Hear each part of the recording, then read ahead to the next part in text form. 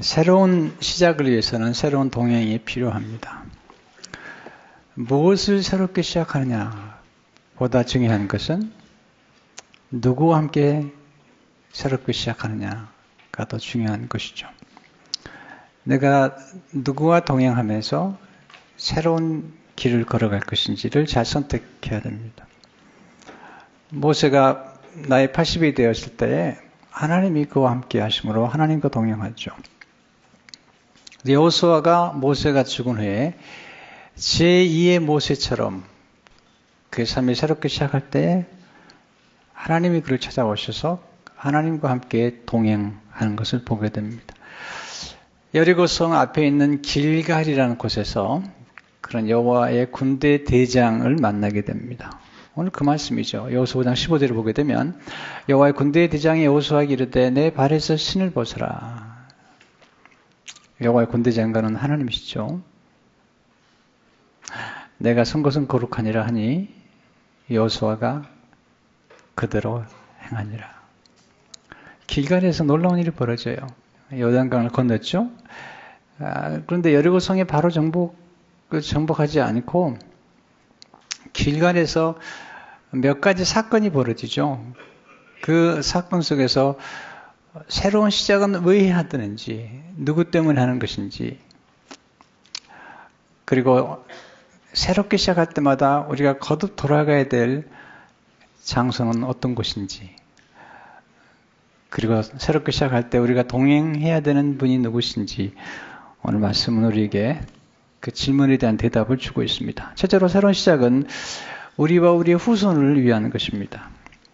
요단을 건넜을 때 12지파의 대표들이 12개의 돌을 요단에서 가져와서 12돌비를 세우죠. 이건 기념비죠. 하나님이 홍해를 마른 땅으로, 요단강을 마른 땅으로 만드신 기이한 일을 하신 하나님을 기념하는 기념비죠. 그리고 후손들에게 그 기념비를 통해서 교육하라는 거죠. 하나님이 어떤 분이신지 하나님 하신 일을 교육하라는 거죠. 여기서 4장 6절 7절을 보게 되면 이것이 너희 중에 표징이 되리라. 후일에 너희의 자손들이 물어 이르되 이 돌들은 무슨 뜻이냐 하거든 그들에게 이르기를 요단 물이 여호와의 언약궤 앞에서 끊어졌나니 곧 언약궤가 요단을 건널 때에 요단 물이 끊어졌으므로 이 돌들이 이스라엘 자손에게 영원히 기념이 되리라 하라 하니라. 후일에 너희 자손이 묻거든 자손들에게 남겨야 될 소중한 유산에 대해서 길갈에서 말씀을 하시는 것을 보게 됩니다. 특별히 하나님의 백성들은 자녀들에게 3가지 유산을 남겨야 됩니다. 만약에 우리가 아직도 이 3가지 유산을 남기지 않았다면 부모로서 좀 긴장을 하셔야 됩니다. 첫째로 하나님을 경외하는 신앙을 자손들에게 유업으로 남겨주는 것입니다. 모세가 신명기 6장에서 교육 헌장을 하나님의 교육 헌장을 이스라엘 백성들에게 선포하면서 신명기 6장 2절에서 아주 중요한 얘기를 하죠. 곧 너와 내 아들과 내 손자들이 내 손녀들이 평생에 내 하나님 여호와를 경외하며 내가 너에게 명한 그 모든 규례와 명령을 지키게 하기 위한 것이며 또 내 나를 장구하게 하기 위한 것이라. 너와 내 아들과 딸과 내 손자와 내 손녀들이 하나님을 경외하도록 지금 얘기하고 있는 거예요. 성경에 보면 하나님을 경외하는 것 속에 모든 축복을 담아놨어요. 정말요. 모든 축복을 하나님을 경외하는 속에 담아놓은 거죠. 그래서 지금 기념비를 세워서 이스라엘 백성들의 후손들을 위해서 하나님을 경외하는 법을 가르치고 유업으로 남기라고 여호수아 4장 24절에 이렇게 말씀하죠. 이는 땅의 모든 백성에게 여호와의 손이 강하신 것을 알게 하며 너희가 너희 하나님 여호와를 항상 경외하게 하려 하심이라 하라. 둘째로 하나님의 말씀을 자손들에게 유업으로 남기는 거죠. 사람이 떡으로만 사는 것이 아니죠. 하나님의 입으로 나오는 말씀으로 사는 것입니다. 말씀 속에 비밀이 있죠. 말씀 속에 하나님의 능력과 하나님의 거룩한 에너지가 그리고 하나님의 지혜와 지식과 우리 삶의 모든 난관을 돌파할 수 있는 그 능력이 담겨 있습니다. 그래서 신명기 6장 6절에서 9절에 이렇게 말씀하죠. 이게 쉐마죠. 오늘 내가 내게 명하는 이 말씀을 부모인 너는 먼저 마음에 새기고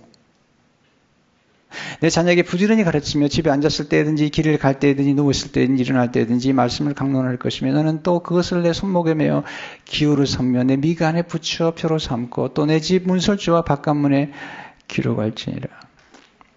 우리는 자녀들에게 많은 세상적인 교육을 가르치려고 노력하잖아요. 또 뭐 한국 사람들은 가능한 많은 돈을 남겨주려고 그러는데 만약에 하나님을 유업으로 남기지 않았다면, 만약에 하나님의 말씀을 그들의 가슴에 새기지 않았다면 우리는 가장 소중한 것을 놓치고 있는 거죠. 실제로 복의 통로가 되는 사명을 자손들에게 유업으로 남기는 거죠. 하나님의 축복을 이기적으로 그들이 집착하지 않도록 하나님의 축복의 통로가 되는 거죠. 아브라함을 부르셔서 축복하신 후에 놀라운 사명을 맡기시죠. 이 사명이 계속 흘러갑니다. 창세기 12장 3절을 보게 되면 땅의 모든 족속의 너로 말미암아 복을 받을 것이라 하신지라. 그리고 22장 18절에서 또 내 씨로 말미암아 천하 만민이 복을 받으리니 이는 내가 나의 말을 준행하였음이라 하셨다 아니라.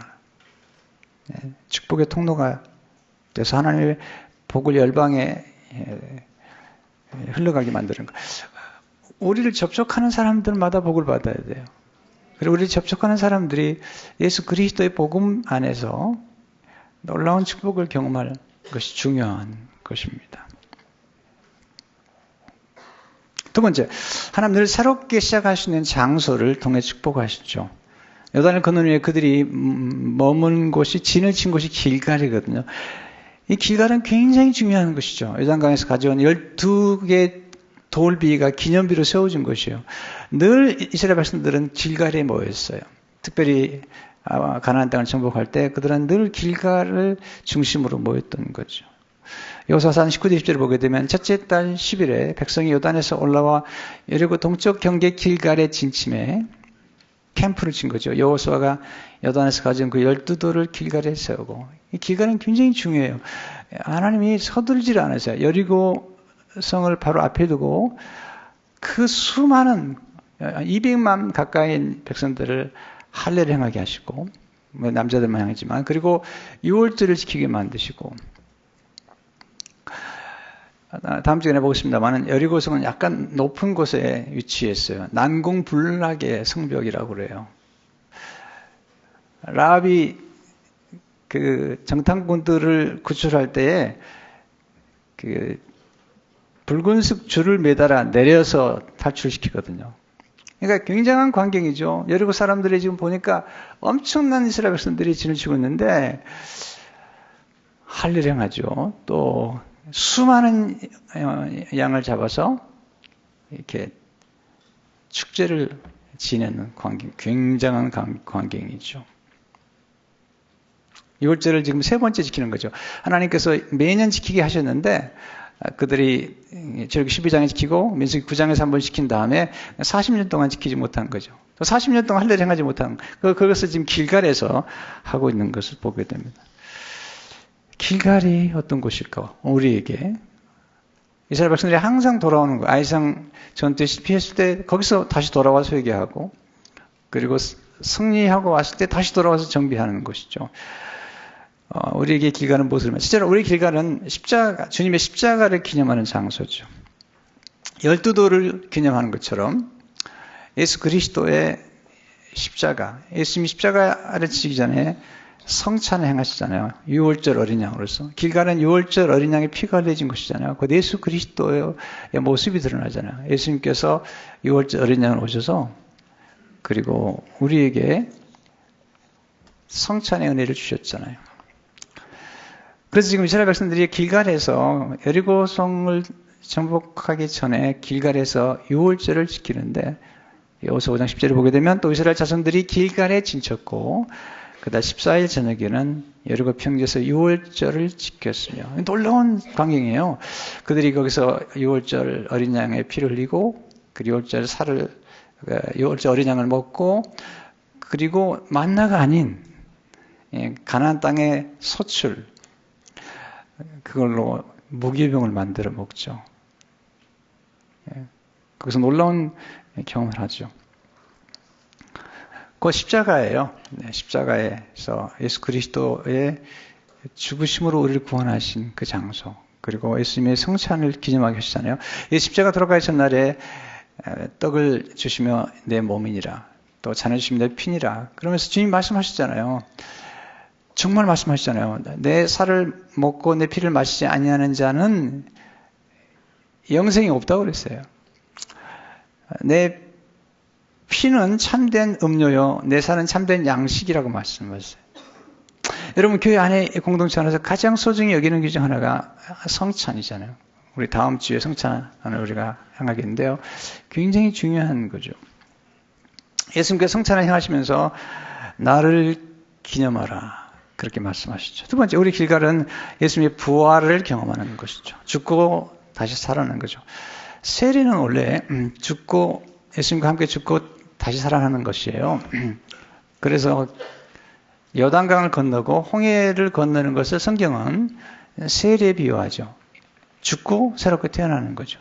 이제는 더 이상 히브리 민족이 바로의 노예가 아니라 이제는 하나님의 자녀가 되었고 하나님이 그들의 주인이 되셨다. 바로가 주인이 아니라 이제 주인이 바뀐 거예요. 놀라운 변화가 이루어진 것이죠. 그러니까 세례는 죽고 다시 태어나는, 세례가 굉장히 중요하죠. 왜냐하면 그 의미가 중요하기 때문이죠. 로마서 6장 5절을 보게 되면 만약 우리가 그의 죽으심과 같은 모양으로 연합한 자가 되었으면 또한 그의 부활과 같은 모양으로 연합한 자도 되리라. 구약은 세례보다도 할례를 행했거든요. 할례도 죽음과 함께 새롭게 태어나는 경험을 하는 거죠. 신약의 성도들은 할례를 받지 않았느냐? 성경은 신약의 성도들도 할례를 받았다는 거죠. 육의 할례가 아니라 마음의 할례를. 골로새서 2장 11절에 보면 그 안에서, 또 그 안에서 in him, 그 안에서 내가 손으로 하지 아니한 할례를 받았으니 곧 육의 몸을 벗는 것이요 그리스도의 할례니라. 여러분 죽음에 대한 얘기를 가끔은 하시죠? 하셔야 됩니다. 우리나라 사람들이 죽음에 대한 얘기를 안 하려고 그러고요. 죽음에 대한 얘기만 해도 기분 나빠하고요. 보세요. 우리나라의 무덤은 주로 공동묘지에 갔지만 서양의 무덤은 주로 교회에 있었거든요. 그러니까 죽음과 삶의 그 경계선에 늘 살았다는 거죠. 죽음이 끝나는 게 아니죠. 여러분, 죽음을 정직하게 얘기할 수 있어야지 우리의 삶을 정말 돌아볼 수가 있는 거죠. 그래서 바울은 이렇게 고백하잖아요. 나는 날마다 죽노라. 이게 굉장히 중요한 고백이죠. 나는 날마다 죽노라. 새벽 2시쯤에 어제 깼어요. 그래서 아내와 함께 지금 시간을 가지면서 죽음에 대한 얘기를 좀 나눴습니다. 제 아내는 죽음을 통과한 경험을 가졌기 때문에 또 저도 늘 연약하기 때문에 늘 죽음을 생각하며 살아요. 그래서 어제 진지한 얘기를 많이 나눴어요. 내가 죽으면, 당신이 죽으면. 이거 굉장히 중요한 거죠. 오늘 아침에 이렇게 교회로 오는 그 길에 문득 내가 죽은 다음에 벌어질 여러 가지 사건들을 좀 생각해 봤어요. 근데 마음이 편안해졌어요. 아주 편안해졌어요. 새벽 2시에 깨어서 오늘 설교를 할 수 있을까라고 생각했는데 아주 마음이 편안해졌어요.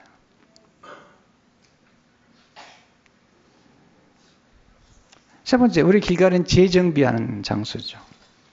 늘 다시 돌아와서 새롭게 하프타임처럼 축구 경기 하프타임처럼 집에 돌아오는 거죠. 그리고 또 하프타임처럼 잠시 시간을 갖는 거죠.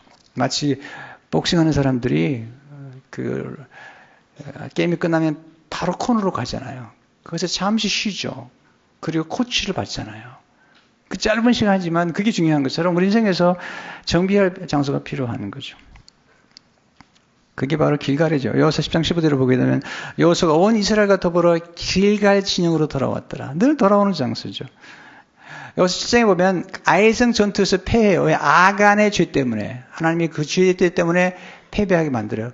그때 여호수아가 하나님 앞에 나와 길갈에 돌아오죠. 왜냐하면 길갈이가 여호와의 궤, 곧 성막, 곧 교회가 있었던 거죠.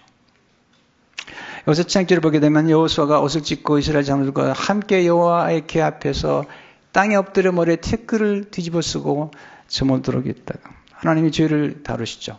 회개하게 하시죠. 고백하게 하시죠. 오늘날 교회들이 고백이 사라졌어요. 변명만 난무해요. 하나님 앞에 정직하게 인생을 좀 털어놓고 필요할 때는 탄식도 하고 눈물 돌리기 필요하잖아요. 하나님 원망을 싫어하잖아요. 근데 하나님은 탄식하는 거 좋아해요. 하나님 앞에서 하나님 얼굴 앞에 나가서 우리 죄도 고백하고 우리 인생의 고통과 아픔도 고백할 수 있는 것. 최근에 잔 어트보그라는 목사님의 쓴 책 가운데 두란노에서 나온 관계 훈련이라는 책이 있어요. 대단히 좋은 책이에요. 그 책 읽다가 너무 좋아서 우리 교인들에게 소개하고 싶지 않은 유혹을 받았어요. 나만 좀 몰래 알고 싶어서. 가끔 그런 때가 있어요. 거기 보면 잔 어트보그 목사님 이렇게 얘기하죠. 하나님 탄식은 좋아하신다. 탄식은 하나님 앞에서 하나님 가까이서 하나님 품에 안겨서 마치 시집간 딸이 친정어머니 품에 안겨서 이야기하는 것처럼 이야기하는 것이다. 왜 원망을 싫어하는가? 원망은 하나님 등 뒤에서 하나님께 멀리 떨어져서 등 뒤에서 하나님을 욕하는 것이기 때문에. 와우.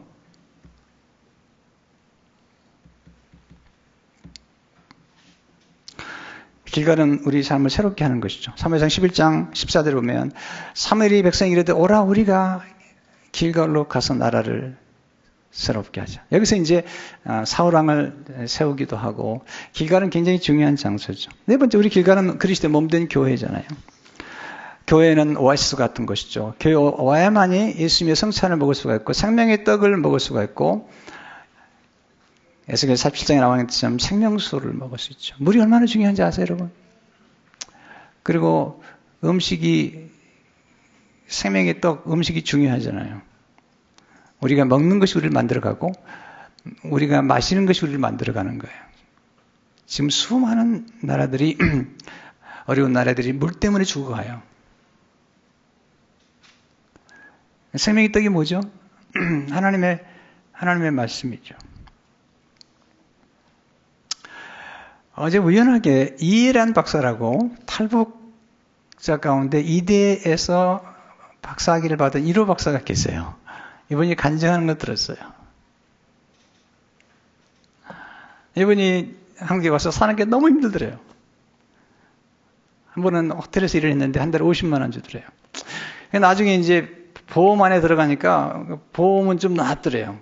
그래서 뭐 한 달에 100만 원 좀 준다니까 뭐 하는데 첫 달에 이렇게 받았대요. 그런데 보험을 팔아야 되는데 보험을 파는 게 쉽지 않잖아요. 근데 어떤 모임에 갔더니 보험 사줄 테니까 기도원에 가자고 그러더래요. 기도원에. 그래서 기도하러 가는 게 아니라 보험 팔러 가는 거예요. 근데 그날 기도원에 보험을 사주겠다고 하는 권사님이 오시다가 갑자기 집에 물이 터져가지고 못 오시게 됐다는 거예요. 이분이 입이 이만큼 나와가지고 기도원을 따라간 거죠. 따라가가지고 네. 속이 상하는데 그냥 가지 말고 기도하랄까. 그리고 기도굴에 들어가서 기도를 했다는 거예요. 기도를 하는데 하나님께서 신명기 말씀을 주시더라는 거예요. 마태복음 4장에 있는 말씀이죠. 신명기 말씀, 마태복음 4장에 있는 말씀 가운데 에라나 사람이 떡으로만 사는 게 아니라 하나님의 입으로 나오는 말씀으로 사는 것이다. 그래서 이분이 깨졌어요. 근데 우연한 게 어디 가서 이렇게 이제 본인이 좀 북한에 관한 강의를 하는데 이대에 있는 분이 이대에서 공부를 하면 어떻겠냐고. 그래서 공부하는 거 뭐 하죠. 그랬는데 원서를 쓰라고 그래서 뭐 대신 옆에서 막 써주고 그래가지고 넣었는데 알고 보니까 이 학비가 장난이 아니더래요. 학비가 한 학기 500만 원 그 당시에 돈이 없으니까 시험을 안 쳤대요. 왜냐면 학비도 없는데. 그때 나중에 연락이 왔더래요. 북한에서 왔기 때문에 특채로 그냥 그래서 특채를 하더라도 돈이 없다고 그랬더니 한참만 연락이 왔더래요. 장학금이 들어왔는데 1,000만 원 장학금이 들어왔기 때문에 1년 동안은 공부할 수 있다고. 이게 놀라워요. 그래 나중에 공부 끝내 또 박사를 하라고 그래요. 또 박사하고. 그래서 이런 얘기를 해요. 저 위에 계신 분이 자기 돈이 없다는 거예요. 위에 계신 분이 은혜의 강물을 보내가지고 이렇게 공부를 시키더라는 거예요. 학비도 없는데 그냥 부어주시더라는 거죠. 하나님의 은혜를 경험하고 하나님의 말씀의 떡을 먹는 것이 교회고, 그리고 우리 삶 속에 약간 정비를 하는 거죠. 주일날 와서 은혜를 받고 이 공동체 안에서 우리가 새로운 힘을 얻는 것이 교회잖아요. 교회를 귀히 여기셔야 돼요. 주님이 혼자 인터넷에서 설교 듣는 것 막지 않으시겠죠. 그렇지만 성경에 이렇게 말씀하는 두세 사람이 내 이름으로 모인 곳에는 나도 그들 중에 있느니라. 이 교회란 공동체 안에서 우리가 성찬을 하고 공동체 안에서 함께 예배를 드리고 하나님의 말씀을 들으면서, 하나님의 말씀은 성경 모든 성경 하나님의 감동은 교훈과 책망과 바르게 함과 의로 교육하게 유익하니, 우리가 잘못된 길로 갈 때에 탈선했을 때 올바른 길로 가도록 도와주는 그 말씀을 들을 수 있는 것이 교회잖아요. 세 번째로, 맨발로 하나님의 군대재단과 동행하는 것이 축복이라는 거죠. 오늘 본문에 보면 하나님이 찾아오시죠. 13절에 보면 여호수아가 여리고에 가까이 이르렀을 때 이제 바로 길갈이 여리고 맞붙어. 혹시 지도 한번 보여줄래요? 지도를 보여주시면 그 지도에 나오는, 이게 잘 안 보이는데요. 좀 큰 걸로 보여주세요. 여기 보시면 여리고가 있고요, 길갈이 있죠. 이 여리고를 지나서 이제 예루살렘도 베들레헴도 이제 기본도 가는데, 바로 그 길갈 그 평지에 수많은 사람들이 모여 있는 거죠. 근데 바로 여리고를 건너기 직전에 제2의 모세라고 부를 수 있는 여호수아가 모세가 경험했던 것과 똑같은 경험을 하게 되죠. 자, 13절 다시 보시면요. 여호수아가 여리고에 가까이 이르렀을 때 눈을 들어본즉 한 사람이 칼을 비어 손에 들고 마주 서 있는지라. 여호수아가 나아가서 그에게 묻되 너는 우리를 위하느냐 우리 적들을 위하느냐 하니. 14절. 그래도 아니라 나는 여호와의 군대 대장으로 지고 왔느니라. 모든 하나님의 군대, 모든 천군 천사, 모든 군대를 움직이는 대장으로 왔느니라. 네, 예수님이시죠. 예수님이 성육신하기 전에 찾아왔던 몇 번의 사건 중 하나라고 볼 수 있죠. 예수님이 여호와시니까요. 여호수아가 얼굴을 땅에 대고 엎드려 절하고, 이건 예배예요. 알아본 거죠. 네. 그냥 엎드렸어요. 그게 묻죠. 내 주여. 이게 중요한 거예요. 하나님을 주인이라고 말해요. 주여. 종에게 무슨 말씀을 하려 하시나이까. 15절에 말씀하죠. 여호와의 군대대장이 여호수아에게 이르되 내 발에서 신을 벗어라. 내가 선 곳은 거룩하니라 하니 여호수아가 그대로 행하니라. 모세에게 똑같은 말씀을 주셨잖아요. 이게 왜 중요하죠? 첫째로 맨발로 건다는 것은 하나님을 주인으로 모시는 거기 때문이죠. 모세가 경험한 건 뭐냐면 그 당시에 노예들만 맨발로 다녔어요. 애국 사람들은 신을 신었거든요. 모세는 노예로 태어났지만 동시에 바로 왕의 땅의 공주의 아들로 성장했거든요. 하나님 말씀하시죠. 내게 주인이 있다는 거죠. 지금 주인이 바뀌는 거예요. 옛날에 바로가 그들의 주인이었고, 그리고 바로에게 속한 모든 것들은 다 바로의 것이에요. 히브리 노예들은 바로의 것이었죠. 이제 하나님 말씀하신 거죠. 이제 너는 내게 속했고, 그리고 너에 속한 모든 것은 내 것이며, 너는 나의 종이라는 거죠. 이 두 가지 개념이 필요해요. 우리는 하나님의 자녀죠, 동시에. 그러나 예수님이 종으로 오셨잖아요. 섬기는 종으로 오셨잖아요. 종의 형체를 보셨잖아요. 바울도 고백하잖아요. 예수 그리스도의 종이라고 얘기하잖아요. 이 두 가지가 필요해요, 우리에게는. 우리는 하나님의 자녀면 동시에 하나님과의 관계를 맺어야 되는 하나님 나의 주인이십니다. 라고 하는 거죠. 여러분, 하나님이 여러분의 주인이 되신지요? 이거 중요한 질문이에요. 우리가 아카데미에 오늘 또 수료하는 분들 계신데, 아카데미는 제자반이죠. 제자도의 첫 번째, 그리고 가장 중요한 게 뭐냐면, 예수 그리스도의 주되심이죠. 주인이라는 거예요, 예수님이. 나의 마스터라는 거예요. 그럼 우리에 속한 모든 것들은 다 하나님의 거라는 거예요. 내 생명도, 내 자녀도, 내가 가진 모든 소유도 하나님의 거라는 거죠. 여러분, 그거 인정하고 사시는지요? 이게 중요한 거죠. 그게 아니라면 제자도의 시작도 못한 거죠. 예수님이 그 구원을 받았다고 하지만 제자도의 시작은 못하는 거죠. 여러분 가진 물질 가운데 10분의 1을 들으시나요? 성경은 이렇게 얘기하고 있죠. 내 얘기 아닙니다. 성경은 우리가 하나님 주신 축복의 물질 가운데 10분의 1은 하나님께 속했대요. 하나님 거래요. 근데 가끔 저한테 와서 그래, 목사님 이 10분의 1 가지고 선교도 하고 구제도 하고 그러면 내가 얘기하죠. 선교와 구제하는 건 나쁘지 않습니다. 그러나 그것은 마음대로 하는 게 아닙니다.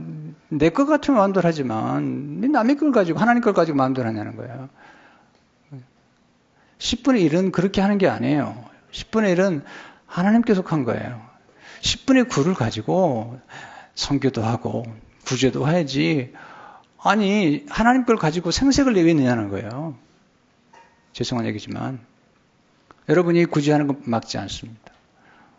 그러나 10분의 1은 철저하게 내 것이 아니라는 것을 인정하고 그렇게 해야지 10분의 9가 복을 받는 거예요. 11조 얘기하면 아주 불편해하시는 분이 계세요. 그런 분들은 11조 안 하는 분들이에요. 여러분, 불편한 게 나오세요? 불행한 게 나오세요? 목회자가 여러분을 불편하게 만드는 게 나으세요? 아니면 불행한 게 나으세요? 여러분 탐욕스러운 거예요. 하나님 걸 만져. 여러분 선악과 하나님 거라고 얘기했는데 그걸 만지겠다는 거잖아요. 그걸 왜 손대냐는 거예요. 왜? 제가 옛날에 그런 경험이 있어요. 뭐 제자 훈련을 10년을 시켰다나 학교도 좋은 학교 나오고 대학원도 박사학위 하고 그래서 대단히 놀랍게 봤는데, 아니, 이 형제가 10년 동안 제자들을 가르쳤다는데 11조를 안 하는 거야. 내가 그랬습니다. 당신은 가짜입니다. 왜? 그리스도의 주되심이라고 하는 가장 핵심적인 예수님의 그 제자들을 가르치면서, 11조를 안 하겠다고요. 돈은 하나님께 속하지 않았다고요. 제가요, 순종에 관한 설교를 좀 하고 싶은데 순종에 관한 설교를 시리즈를 한번 하고 싶은데 아직 못했어요. 왜냐하면 요즘 한국교회 성도들은요. 순종 얘기하면 이렇게 얘기하죠. 목사님께 순종하는 얘기입니까? 그렇게 되들어요. 여러분 제가 제 얘기를 하면 안 들어도 돼요. 그럼 하나님의 말씀대로 가르치면 들으시는 게 아마 신상에 좋을 거예요. 여러분 11주 생활하자면 제일 빈곤해지는 게 여러분의 영혼이에요. 성경 보면요. 예수님 말씀하시죠. 말씀이 기운이 막히는 까닭은 세상의 염려와 재리의 유혹이라는 거예요. 여러분이 진정한 자유를 누리려면 여러분 대부분이 돈의 노예가 되어 있어요. 네, 돈의 노예가 되어 있어요. 여러분 조금만 더 이성적으로 생각해 봅시다. 수많은 그리스도인들이 전 세계적으로 11조를 하는데 가끔 따지는 분이 계세요. 꼭 11조 해야 되냐고. 기억하세요. 수많은 그리스도인들이, 그것도 헌신된 그리스도인들이 11조 생활을 한다면 그분들이 당신보다, 여러분보다 똑똑하지 않다는 건 아니에요. 똑똑한 분들이 다 하고 있는 거예요. 약간 썰렁한데. 여러분, 제가 하나님 앞에 가게 되면 어젯밤에 2시에 일어나가지고 죽을 고비를 또 한 번 넘긴 거죠, 우리는. 그런데 이런 생각이 드는 거죠. 근데 하나님 앞에 갔을 때 하나님은 제게 물으실 것 같아요. 너 제대로 가르쳤냐?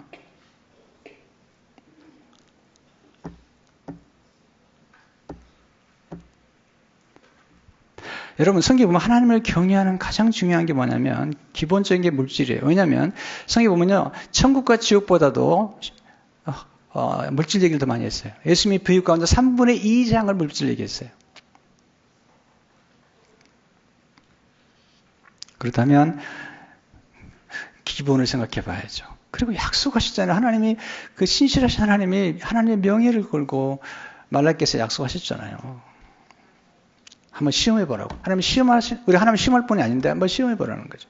근데 제일 놀라운 건요, 우리 영혼이 놀라운 축복을. 두 번째, 하나님이 맨발로 걷는 땅마다 승리케 하시죠. 모세가 가는 곳에 승리를 주시고 약속하시죠. 신명기 3장 22절에 보면 너희는 그들을 두려워하지 말라. 너희의 하나님 여호와께서 친히 너희를 위하여 싸우시라 하였노라. 대신 싸워주시는 거죠. 세 번째, 하나님은 맨발로 밟는 땅을 서있게 하시죠.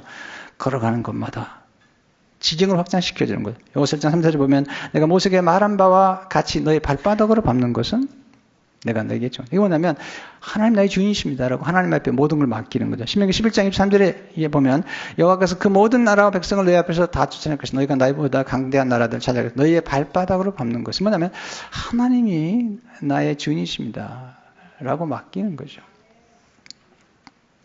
그러면 신비로운 경험을 하게 하는 거죠. 여러분, 하나님의 은혜로 사는 거예요. 네. 노력도 해야 되지만 노력만 가지고 사는 게 아니에요. 어제도 한 분랑 식사하면서 어떻게 사세요? 내가 볼 때는 도저히 살 수 없어요.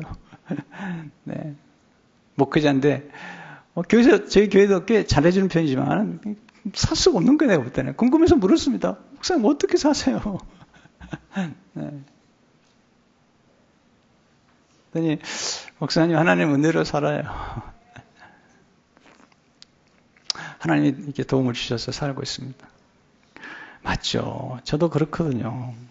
목회자로 살아가면서 진짜 은혜로 살아가는 거예요. 미국 왔는데 그 당시에 학생들이 이제 파타임으로 이제 교회를 섬기면 200불을 줬어요. 200불이면 82년도니까 한 달 생활비, 아니, 한 달 식사비가 돼요. 그 식료품을 살 수 있죠. 한 목사님이 찾아왔어요. 교회가 작은데 무보수로 일하면 안 되겠냐고. 제 아내가 상의했죠. 우리 목회자의 길을 가려고 할 때 우리는 돈 보고 교회를 정하지 않겠다고 헌신했던 사람들이에요. 네. 월급이 액수에 따라 살지 않겠다고 결정한 사람들이에요. 그래서 결정을 했더니 주위 친구들이 말리더라고. 그래도 200불이면 얼마나 큰 돈인데. 그 당시에. 한 달 지나서 100불을 줬고요. 그 다음에 200불 주시고 그러더라고요. 근데 놀라운 일을 많이 경험했어요. 하나님이 신비롭게도 살아가게 하시는 거예요. 마켓을 봐다 주시기도 하고, 쌀을 갖다 주시기도 하고, 그리고 한 5년 지난 다음에, 지나니까 1600불을 주시더라고요. 그리고 그 다음 교회를 가는데, 교회가 또 작았어요. 그 다음 교회는 50명 모는 거예요. 갔더니 그 교회는 500불 주는 거예요. 1600불씩 받다가 500불 가지고 어떻게 살아요? 하나님이 도와주시지 않으면 못 사는 거죠. 하나님께 기도했죠. 하나님 도와주셔야 됩니다. 하나님 책임지기로 하셨으니까요. 책임지십시오. 나도 배짱입니다. 하나님이 도와주셨어요. 그렇게 사는 거예요. 근데 그러면 이렇게 생각하죠. 목사님이니까. 노. 그렇게 얘기하지 마시라고요. 네. 믿음으로 살아가면 인생이 달라집니다. 네 번째, 하나님 맨발로 걸어갈 때 새 길을 열어주시는 거잖아요. 요단강이 열렸잖아요. 생각하지 않은 모든 일이죠. 우리가 맨발로 걸어갈 때 하나님께서 더 놀라운 축복을 주시는 거예요. 생각하지 못한 은혜를 경험하는 거죠.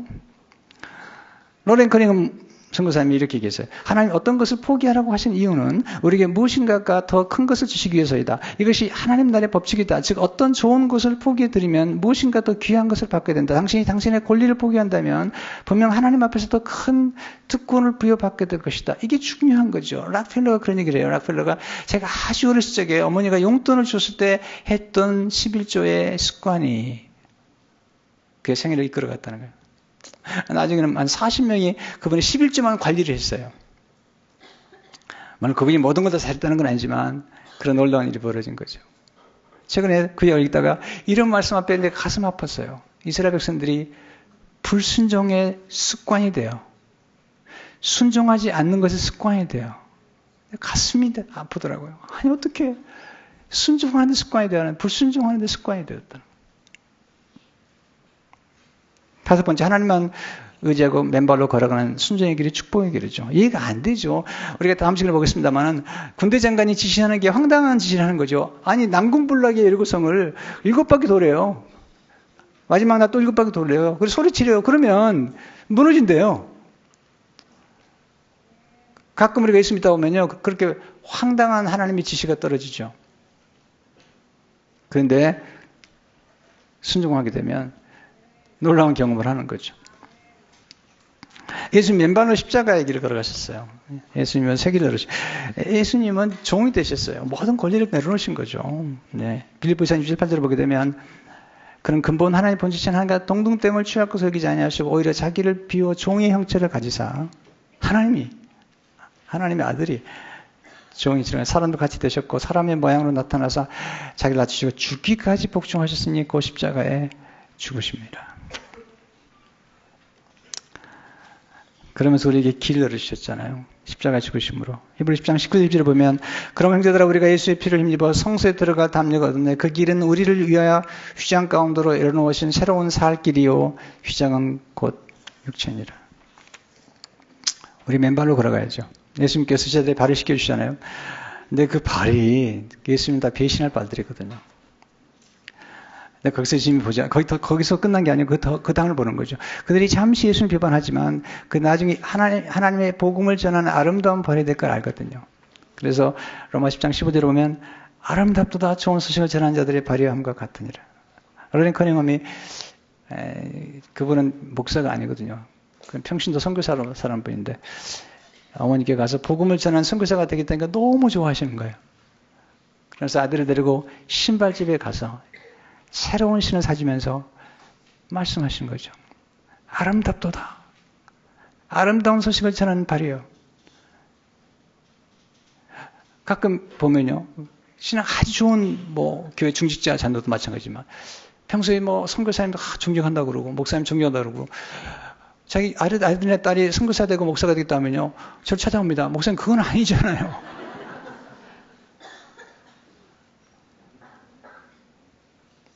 제가 목사가 되겠다니까 우리 어머니가 너무너무 좋아하셨어요. 너무너무 좋아하셨어요. 평생 동안 저를 위해 기도하시겠다고 말씀하셨잖아요.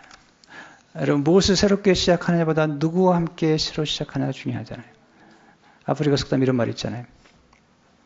빨리 가려면 혼자 가고 멀리 가려면 함께 가라.